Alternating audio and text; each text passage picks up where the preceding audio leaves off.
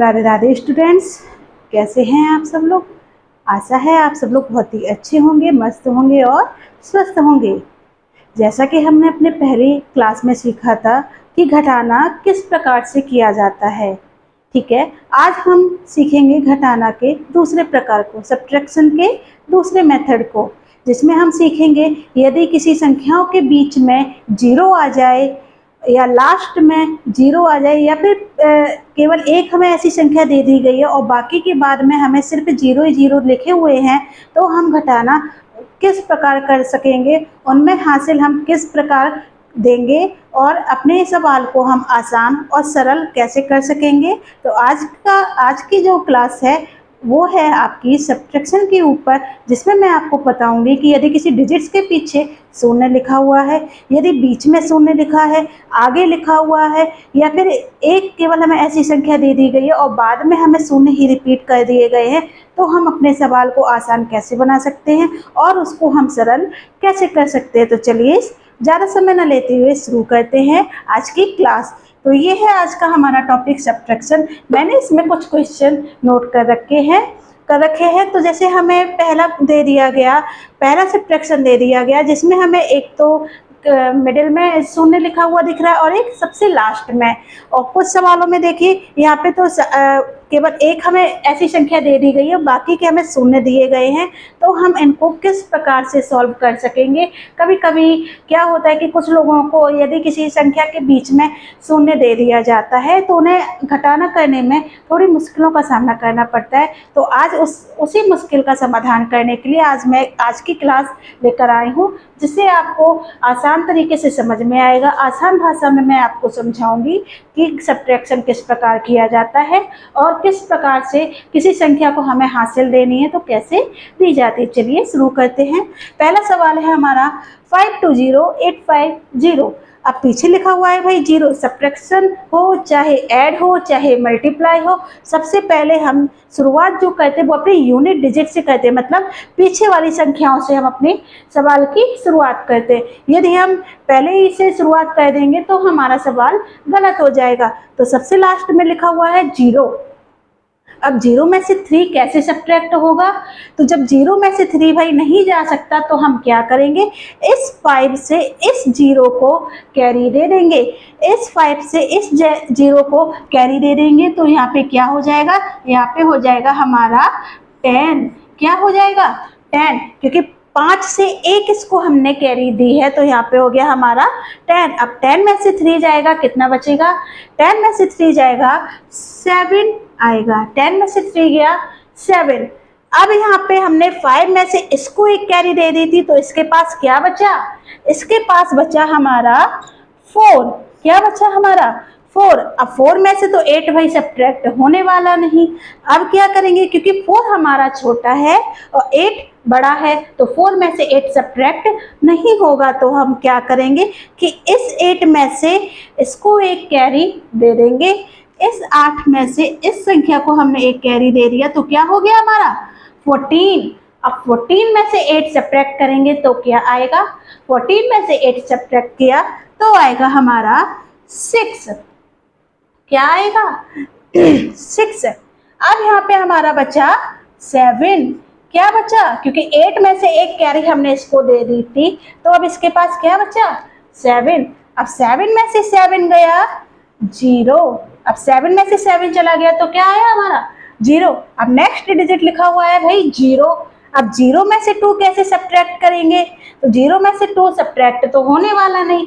तो क्या करेंगे कि इस 2 में से इस 0 को हम एक कैरी दे देंगे तो क्या हो जाएगा यहाँ पे 10। 10 में से 2 गया, कितना आया, 10 में से 2 सब्ट्रैक्ट हुआ तो 8 आएगा। क्लियर। अब यहाँ पे बचा हमारा 1। क्या बचा 1। अब 1 में से 3 तो सब्ट्रैक्ट होगा नहीं, क्योंकि 1 छोटी संख्या है और 3 बड़ी संख्या है, तो 1 में से 3 सब्ट्रैक्ट नहीं होगा। तो क्या करेंगे कि इस 5 में से इस 1 को हमने एक कैरी दे दिया। क्या हो गया यहाँ पे 11। अब 11 में से 3 गया, 11 में से 3 गया, क्या बचेगा 8। क्लियर। अब यहाँ से हमने इसको कैरी दे दी थी, यहाँ पे क्या बचा हमारा 4। क्या बचा था 4, 4 में से 2 गया 2। तो देखा कितना आसान है हमारा सब्ट्रैक्ट सॉल्व करना। चलिए हम नेक्स्ट क्वेश्चन देख लेते हैं। अब यहाँ पे केवल हमें एक ही संख्या दे रखी है 8, बाकी की संख्याएं क्या है 0। अब 0 में से तो ना तो 5 सब्ट्रैक्ट होगा, ना ही 4, ना ही 6 और ना ही 3 सब्ट्रैक्ट होगा। तो सब्ट्रैक्ट करने के लिए हम क्या करेंगे कि इस 8 में से सबसे पहले कैरी हम किसको देंगे, इसको। इसके पास क्या हो गया अब 10, फिर इस 10 ने इसको कैरी दिया, क्या हो गया, इसके पास भी 10 हो गया। इस 10 ने इसको कैरी दिया, क्या हो गया 10 हो गया। इस 10 ने इसको कैरी दिया, क्या हो गया 10। अब 10 में से 5 जाएगा, 10 में से 5 जाएगा, क्या आएगा 5। अब यहाँ पे 10 हो गया था, लेकिन 10 में से इसको हमने कैरी दे दिया था, तो यहाँ पे हमारा क्या बचा भाई, यहाँ पे हमारा बचा 9, 9 में से 4 गया 5। अब यहाँ पे भी हमारा क्या बचा था 9, क्योंकि 10 में से इसको हमने कैरी दिया था, तो यहाँ पे हमारा बचा 9, 9 में से 6 गया 3। अब इससे भी हमने इसको कैरी दिया था, तो इसके पास भी भाई 9 बचा, क्लियर। अब 9 में से 3 गया 6। अब जब हमने इस 8 में से इसको कैरी दिया था, तो इसके पास क्या बचा 7, 7 में से 5 गया 2। तो देखा कितना आसान है ये हमारा सब्ट्रैक्ट करना। अब ऊपर जो हम डिजिट ये इसलिए लिख रहे हैं कि आपको समझ में आए कि हमने कहाँ से किसको कैरी दिया था और किसके पास कौन सी संख्या कैरी देने के बाद बची, इसलिए मैंने ऊपर वो संख्याएं लिख रखी है और अंडरलाइन लिख रखा है। तो आपको समझ में आना चाहिए कि ये वही संख्या है जिनमें से हम जो संख्याएं नीचे वाली संख्याएं लिखी हुई हैं जिनको हम सब्ट्रैक्ट कर रहे हैं, क्लियर। चलिए अब थोड़ा सा नेक्स्ट सवाल देख लेते हैं। 92800, अब वही हमारी समस्या होगी। अब हम क्या करेंगे कि यहाँ तो हमारे पास केवल एक ही संख्या लिखी हुई थी, इसलिए हम 8 में से इन सबको 8 से इसको कैरी दी, फिर इससे इसको इसको इसको ऐसे कैरी दी थी, क्लियर। अब यहाँ पे हम 9 से इनको कैरी नहीं देंगे, ठीक है। 9 से इनको कैरी इसलिए नहीं देंगे क्योंकि यहाँ पे हमें कहीं 0 लिखा नहीं दिख रहा है। अब 0 कहाँ पे लिखा दिख रहा है, पीछे वाली संख्याओं में। तो इस 0 के पहले कौन सी संख्या लिखी हुई है, 8 लिखी हुई है।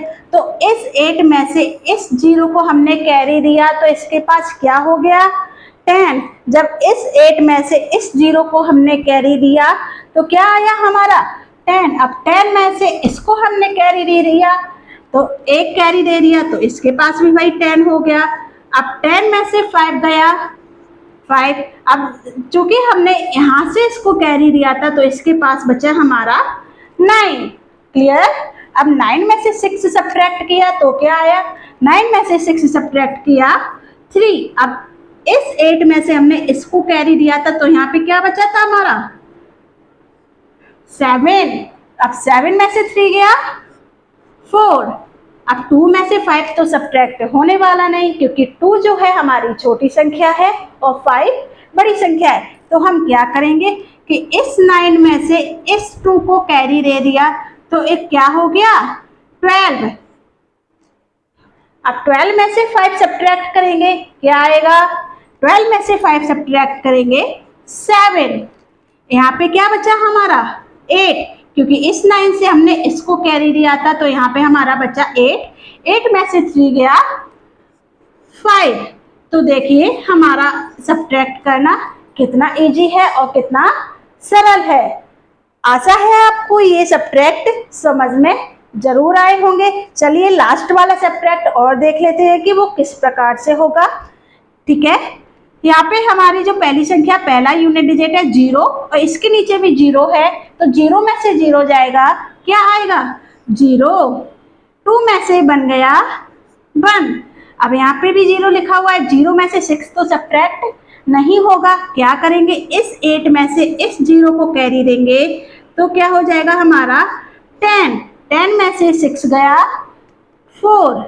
अब इस 8 से इस 0 को कैरी दिया था, यहाँ पे क्या बचा हमारा 7। अब 7 में से 7 गया 0।